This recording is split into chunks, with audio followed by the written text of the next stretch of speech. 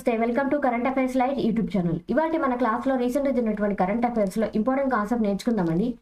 మీకు కనుక మా ఛానల్లో ఉన్నటువంటి వీడియోస్ అండ్ ఎక్స్ప్లెనేషన్ నచ్చినట్లయితే మా ఛానల్ లైక్ చేయండి, షేర్ చేయండి అండ్ సబ్స్క్రైబ్ చేయండి. Welcome to current affairs light YouTube channel. ఇవాళ మన కాన్సెప్ట్ వచ్చేసి రియాద్ లా అనమాట. అసలు ఈ రియాద్ డిజైన్ లా అంటే ఏంటి, దానికి ఉన్న ఇంపార్టెన్స్ ఏంటో కూడా మనం తెలుసుకోవాలి. ఎందుకంటే రీసెంట్గా మన ఇండియా అనేది ఈ యొక్క ట్రీటీలో జాయిన్ అవ్వడం జరిగిందనమాట. సో మన దేశం కనుక ఏదైనా మెంబర్షిప్ తీసుకుంటే, ఏదైనా ఆర్గనైజేషన్లో అవ్వచ్చు, గ్రూప్లో అవ్వచ్చు, మన దేశం కనుక జాయిన్ అయింది అంటే మనం దాని గురించి ఖచ్చితంగా తెలుసుకోవాలన్నమాట. అసలు ఈ రియాద్ డిజైన్లా అంటే ఏంటి, ఎందుకు ఇటువంటి దానిలో మన భారతదేశం జాయిన్ అవ్వడం జరిగింది అనేది వెరీ వెరీ ఇంపార్టెంట్ అనమాట. రీసెంట్గా అయితే మన ఇండియా వెళ్ళి రియాద్ డిజైన్లా ట్రీటీలో భాగస్వామ్యం కల్పించుకుంది. సో రియాద్ డిజైన్లా ట్రీటీ ఏదైతే ఉందో ఇది ఒక మెంబర్ అనమాట. అంటే ఇక్కడ ఒక మెంబర్ కంట్రీస్ ఉంటాయి. మెంబర్ కంట్రీస్ అన్నీ కలిసి కూడా ఇంటెలెక్చువల్ ప్రాపర్టీ డిజైన్స్ ఏవైతే ఉంటాయో వాటి మీద ఒక హక్కుల్ని ఇచ్చేటువంటి ఒక సంస్థ అనమాట. సో ఇక్కడ ఏ విధమైనటువంటి హక్కులు ఉంటాయి అని కూడా మనం తెలుసుకోవాలి. అది ఎక్స్ప్లెయిన్ చేసుకుందాం వన్ బై వన్. సో ఇక్కడ ఏ విధంగా అంటే, ఫర్ ఎగ్జాంపుల్ ఒక కొత్త ఇన్వెన్షన్ వచ్చింది.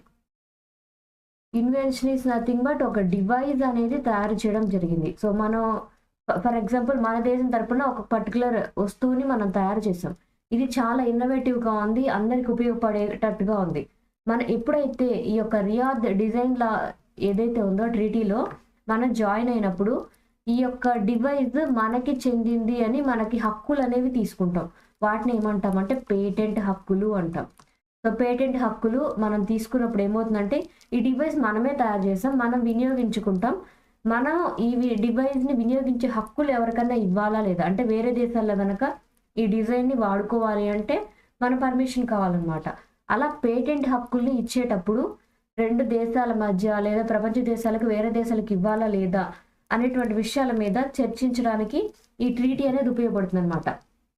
ఇందులో ఎవరైతే మెంబర్స్ ఉంటారో వాళ్ళందరూ ఒక హక్కుల్ని కొనుగోలు చేసి వాళ్ళ యొక్క పేరు మీద పెట్టుకుంటారు. అంటే ఇప్పుడు ఫర్ ఎగ్జాంపుల్ మన ఇండియా తరపున నేను ఒక డివైస్ కనుక్కున్నప్పుడు నా డివైస్ని పేటెంట్ హక్కులు పొందుతాను.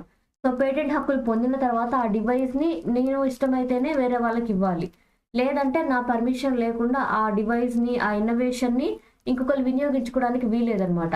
అలా ఇచ్చేటువంటి ట్రీటీని రియాద్ డిజైన్ లా అనమాట. సో ఎందుకు మన దేశం ఈ యొక్క ట్రీటీలో జాయిన్ అయిందో కూడా మనం తెలుసుకుందాం. సో ఇక్కడ మనం చెప్తున్నటువంటి రియాద్ డిజైన్ లా ట్రీటీ ఏదైతే ఉందో దాంట్లో మన ఇండియా జాయిన్ అయింది కాబట్టి ఇందులో ఉన్నటువంటి రూల్స్ అండ్ రెగ్యులేషన్స్ ఎవరు డిజైన్ చేస్తారంటే World Intellectual Property Organization, WIPO అంటాం. World Intellectual Property Organization WIPO వాళ్ళు కొన్ని రూల్స్ అండ్ రెగ్యులేషన్స్ పెడతారు. సో ఇక్కడ WIPO ఏదైతే ఉందో అదేంటిదంటే ఇంటలెక్చువల్ ప్రాపర్టీని ప్రొటెక్ట్ చేయడానికి ఉన్నటువంటి ఒక లీగల్ సంస్థ అనమాట, లీగలైజ్డ్ సంస్థ. ఇందులో ఏ విధంగా ఉంటుందంటే మనం తయారు చేసినటువంటి డివైస్ లైక్ ఇన్నోవేషన్స్ ఏవైతే ఉంటాయో ఆ ఇన్నోవేషన్స్కి సంబంధించినటువంటి పేటెంట్ హక్కులు. సో ఫర్ ఎగ్జాంపుల్ నేను డివైస్ తయారు చేస్తే ఆ డివైస్ లేదా కొత్త నాలెడ్జ్ పరంగా కొత్త విషయాన్ని కనుక్కుంటే దానికి పేటెంట్ హక్కులు అండ్ కాపీరైట్ ఇష్యూస్. సో మనం దాన్ని ఇన్నోవేటివ్గా తయారు చేసాము, తయారు చేసిన తర్వాత దాన్ని ఇంకొకరు తీసుకోకుండా దానికి కాపీరైట్ హక్కులనే మనం పొందుతామన్నమాట. అండ్ దాంతోపాటు trade marks. So trade marks అంటే మనం బిజినెస్ డెవలప్ చేసుకున్నప్పుడు మన వస్తువుకి మనం ఒక ట్రేడ్ మార్క్ అనేది క్రియేట్ చేస్తాం. ఫర్ ఎగ్జాంపుల్ LG అనగానే ఆ ప్రోడక్ట్ యొక్క డిజైన్ అనేది దాని మీద LG అనే లోగో ఉంటుంది కదా, అలా మన కంపెనీకి ఒక లోగో కానీ ఒక డిజైన్ కానీ బ్రాండ్ కానీ మనం క్రియేట్ చేసుకున్నాం. ఇక్కడ ట్రేడ్ మార్క్ ఇచ్చినప్పుడు ఆ యొక్క లోగోని కానీ డిజైన్ని కానీ ఎవరంటే వాళ్ళు ఎక్కడంటే అక్కడ వినియోగించకూడదు అనమాట.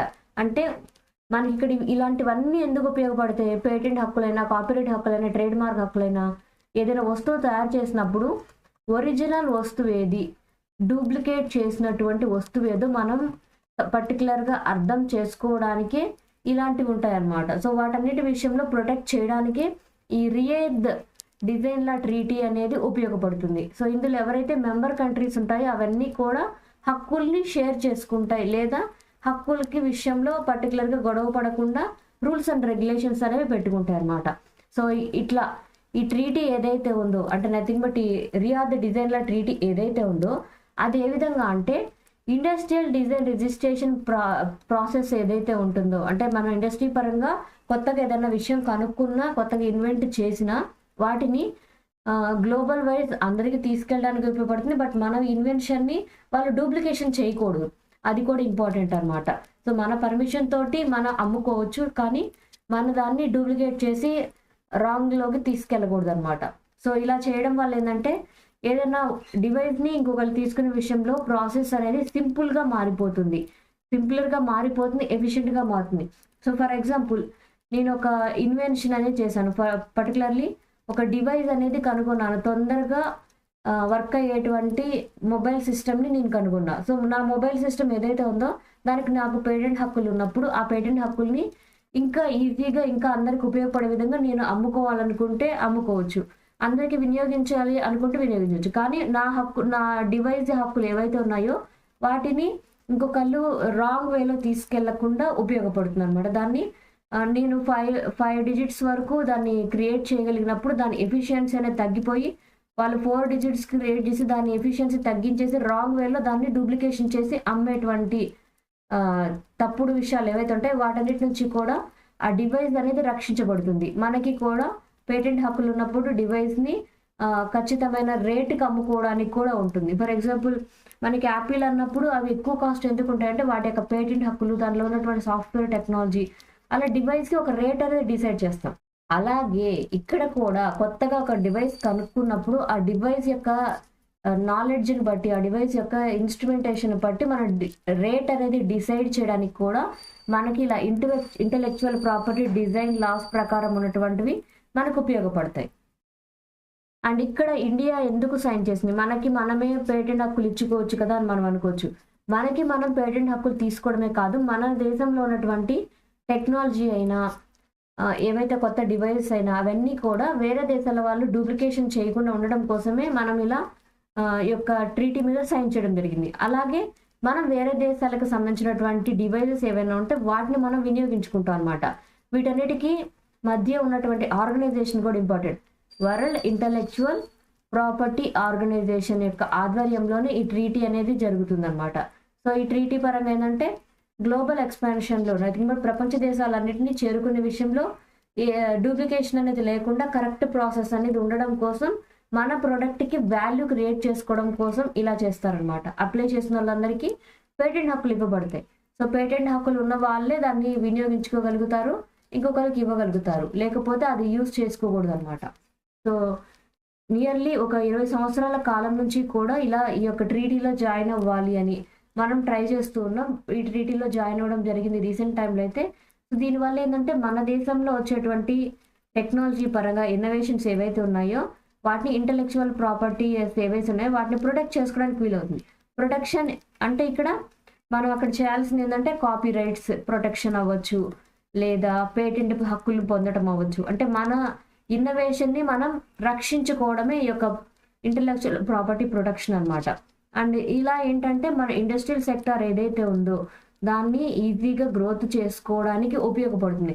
సో ఒక దేశం యొక్క ఆర్థిక ప్రగతి అనేది పరిశ్రమల రంగం మీద ఆధారపడి ఉంటుంది. పరిశ్రమల రంగం మీద ఆధారపడి ఉన్న దేశాలు ఏవైతే ఉన్నాయో వాటి యొక్క ఆర్థిక వృద్ధి కూడా బాగా ఉంటుందన్నమాట. అందుకోసమే ఇలా పేటెంట్ హక్కులు పొందడం కూడా వినియోగపడుతుంది.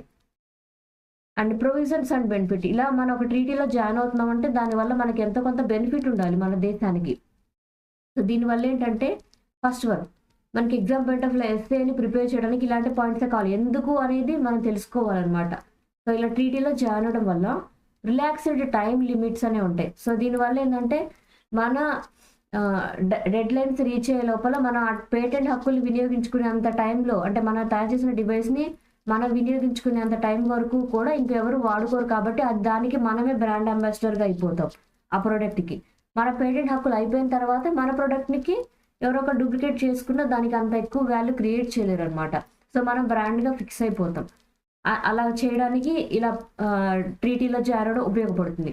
అండ్ దాంతోపాటు రీఇన్స్టేట్మెంట్ ఆఫ్ లాస్ట్ రైట్స్, మనకి ఎప్పుడైనా మన పేటెంట్ హక్కులు టైం అనేది అయిపోతుంది అన్నప్పుడు మళ్ళీ దాన్ని రివైజ్ చేసుకొని పెట్టుకున్నప్పుడు మన బ్రాండ్ వాల్యూని ఇంకొక కొన్ని రోజులు క్రియేట్ చేసుకోవడానికి ఉపయోగపడుతుంది.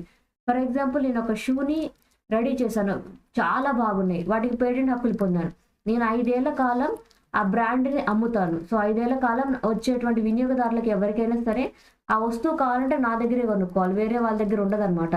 సో తర్వాత దాన్ని మళ్ళీ దానికి రేటింగ్ బాగా వచ్చింది, ఎక్కువ మంది కొనుక్కుంటున్నారు, నా బిజినెస్ అనేది గ్రోత్ అయినప్పుడు నేను ఈ యొక్క 5 సంవత్సరాల పేటెంట్ హక్కులు ఇంకొక 5 సంవత్సరాలకి పొడిగించుకుంటే అదంతా ఏ విధంగా ఉపయోగపడుతుంది, నా బిజినెస్ అనేది పెరగడానికి ఉపయోగపడుతుంది అనమాట. ఇలా పేటెంట్ హక్కుల్ని పొందడం అనేది కూడా బిజినెస్ ఎక్స్పాన్షన్కి ఉపయోగపడుతుంది. Priority claims.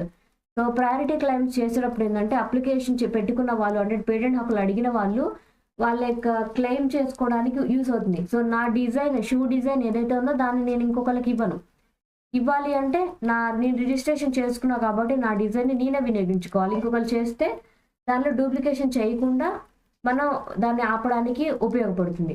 Simplified procedures. So ఇక్కడ ఏంటంటే ఏవైతే రికార్డింగ్ అసైన్మెంట్స్ లైసెన్స్ అనేవి ఉన్నప్పుడు మనది ఈ డివైస్ అంటే నథింగ్ బట్ ఈ షూ అనేది 5 సంవత్సరాల కాలానికి నాదే డిజైన్, ఇంకెవరు దాన్ని డూప్లికేట్ చేయకుండా మనం ఈజీగా లైసెన్స్ అప్లై చేసుకోవడానికి ఈ ప్రొసీజర్ అనేది ఉపయోగపడుతుంది. అండ్ లాక్సీ అనేటువంటి పేరుతో నేను ఒక బ్రాండ్ క్రియేట్ చేశాను. సో నేను ఈ బ్రాండ్ పేరుతోటి రకరకాల వస్తువులు ఫర్ లాక్సీ అనేటువంటి దాంతో నేను కాస్మెటిక్స్ తయారు చేస్తుంటే ఈ కాస్మెటిక్స్ రంగంలో చాలా ప్రొడక్ట్స్ ఉంటాయి. ఐకి సంబంధించినటువంటి ప్రొడక్ట్స్ అవ్వచ్చు, ఫేస్ ప్రొడక్ట్స్ అవ్వచ్చు, ఇలా డిఫరెంట్ అనమాట. కాస్మెటిక్స్ అన్నప్పుడు ఎన్ని రకాలు ఉంటాయి అవన్నీ కూడా నేను ఈ లాక్సీ అనేటువంటి బ్రాండ్ పేరుతోటి నేను ఇచ్చేస్తూ ఉన్నాను. సో అలా ఒకే డిజైన్ నేమ్ తోటి మనం ప్రొడక్ట్స్ అనేవి సేల్ చేసుకోవడానికి, మల్టిపుల్ డిజైన్స్ అనేవి సేల్ చేసుకోవడానికి ఈ పేటెంట్ హక్కులు అనేవి ఉపయోగపడతాయి. Document exchange. సో ఇక్కడ ఏంటంటే ఎలక్ట్రానిక్ ఎక్స్చేంజ్ అనేది ఉన్నప్పుడు మన దగ్గర ఖచ్చితంగా మన పేటెంట్ హక్కులకు సంబంధించినటువంటి రూల్స్ అండ్ రెగ్యులేషన్స్ అనేవి ఉన్నాయి. సో ఇక్కడ ఏ విధంగా ఉంటుందంటే ఫర్ ఎగ్జాంపుల్ నేను ఒక డివైస్ని మ్యానుఫ్యాక్చరింగ్ చేసి తయారు చేసుకున్నప్పుడు దాని హక్కులు నా దగ్గర ఉన్నాయి, దాన్ని నేను ఇంకొకరికి వినియోగించాలంటే మన దగ్గర పర్టికులర్గా ఈ కాపీ అనేది ఒకటి మెయింటైన్ చేస్తాం.